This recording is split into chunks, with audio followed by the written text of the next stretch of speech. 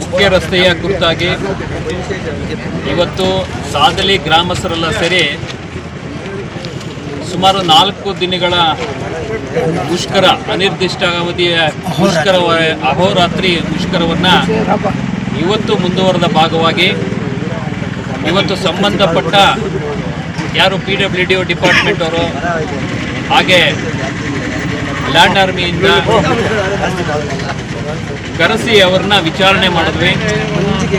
ನಿನ್ನೆ ನಮಗೆ ಜಿಲ್ಲಾಧಿಕಾರಿಗಳು ಕೊಟ್ಟಿರ್ತಕ್ಕಂತಹ ಒಂದು ಆಶ್ವಾಸನೆ ಮೇರೆಗೆ ಏನು ಮುಂಬರುವ ದಿನಗಳಲ್ಲಿ ಇನ್ನು ಕೇವಲ ಒಂದು ವಾರದಲ್ಲಿ ಇದಕ್ಕೆ ಸಂಬಂಧಪಟ್ಟ ಏನು ಎಸ್ಟಿಮೇಟ್ ಹೋಗಿದೆ, ಒಂದು ಅಹವಾಲನ್ನು ಕಳಿಸಿದರೆ ಸುಮಾರು 10 ಕೋಟಿಗಳ ಒಂದು ಅಂದಾಜು ಮೊತ್ತ ಈ ರಸ್ತೆಗೆ ಸಂಬಂಧಪಟ್ಟ ಹಾಗೆ ಬಾಗೇಪಲ್ಲಿ ಹಾಗೂ ಶಿಡ್ಲಘಟ್ಟ ಅವರು ಈಗಾಗಲೇ ಅನುಮೋದನೆಯನ್ನ ಜಿಲ್ಲಾಧಿಕಾರಿಗಳು ಕಳಿಸ್ಕೊಟ್ಟಿರ್ತಾರೆ.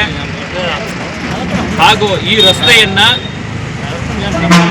ಕೇವಲ ನಾವು ಆಶ್ವಾಸನೆ ಕೊಟ್ಟರೆ ಸಾಲದು, ಸಂಬಂಧಪಟ್ಟ ಡಿಪಾರ್ಟ್ಮೆಂಟ್ ಅವರು ಬಂದು ಅದರ ಕುರಿತಾಗಿ ಇದು ಮಾಹಿತಿಯನ್ನು ಕೊಡಬೇಕು ಅಂದಾಗ PWD ಇಂದನೂ ಬಂದಿದ್ದಾರೆ. ಅವರು ಹೇಳ್ತಾ ಇದ್ದಾರೆ ನಾವು ಒಂದು ರಫ್ ಎಸ್ಟಿಮೇಟನ್ನು ಕಟ್ಟಾಗ ಒಂದು 10 ಕೋಟಿಯ ಒಂದು ಅಂದಾಜು ಮೊತ್ತವನ್ನು ನಾವು ಈಗಾಗಲೇ ಕಳಿಸ್ಕೊಟ್ಟಿದ್ದೀವಿ.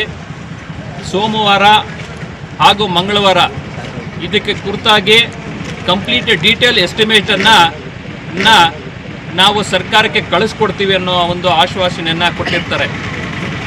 ಇದರ ಕುರಿತಾಗಿ ಗ್ರಾಮಸ್ಥರೆಲ್ಲ ನಾವು ಇವತ್ತಿನ ದಿವಸ ಚರ್ಚೆ ಮಾಡಿದಾಗ ಗ್ರಾಮಸ್ಥರ ಒಂದು ಅಹವಾಲು ಹಾಗೂ ಮನವಿ ಏನಿದೆ ಅಂತ ಹೇಳಿದ್ರೆ, ಈಗಾಗಲೇ ಪಂಚಾಯಿತಿಯಲ್ಲಿ ಒಂದು ರೆಸಲ್ಯೂಷನನ್ನು ಮಾಡಿದ್ದಾರೆ.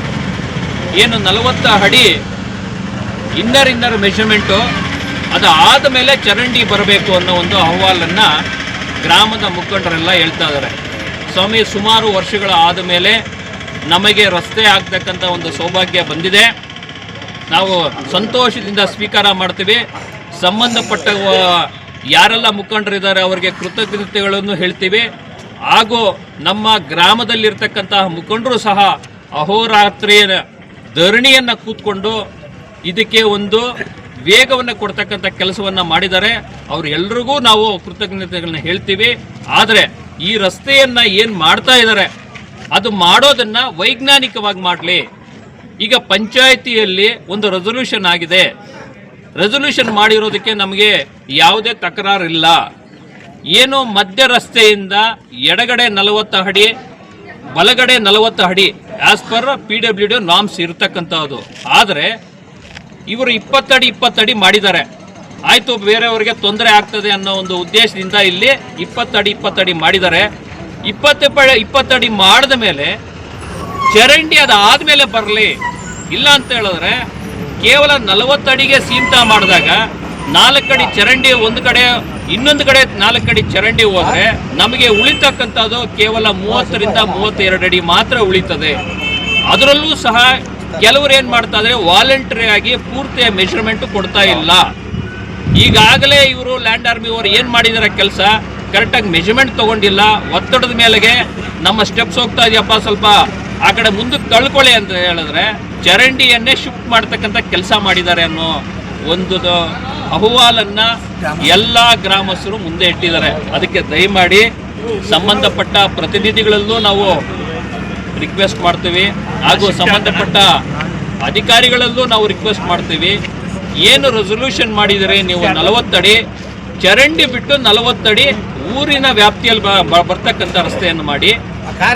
ಬೇರೆ ಎಲ್ಲಿ ಪ್ರಾವಿಷನ್ ಇದೆ, ಎಲ್ಲಿ ರೋಡು ಅಗಲೀಕರಣಕ್ಕೆ ಯಾವುದೇ ತೊಂದರೆ ಇಲ್ಲ, ಅಲ್ಲಿ PWD ನಾರ್ಮ್ಸ್ ಪ್ರಕಾರ ಮಾಡಿ ಅನ್ನೋ ಒಂದು ಮನವಿಯನ್ನು ಈ ಮುಖಾಂತರ ಹೇಳ್ತಾ ಇದ್ದೀವಿ.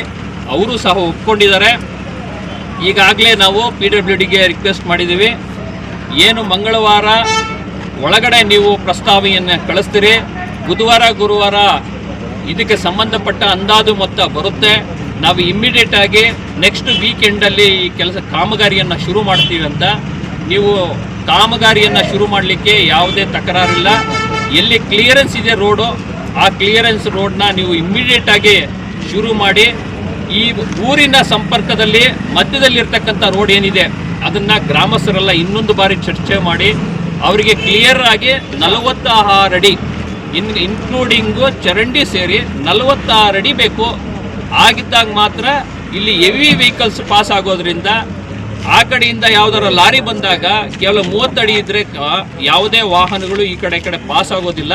ಹಾಗಾಗ್ಬಿಟ್ಟು ಕ್ಲಿಯರು 46 ಅಡಿ ಇರಲಿ ಇನ್ಕ್ಲೂಡಿಂಗ್ ಚರಂಡಿ ಅನ್ನೋ ಒಂದು ಮನವಿಯನ್ನು ಹೇಳಿದ್ದಾರೆ. ಅದನ್ನು ಊರಿನ ಗ್ರಾಮಸ್ಥರು ಇನ್ನೊಂದು ಬಾರಿ ಚರ್ಚೆ ಮಾಡಿ ಅದನ್ನು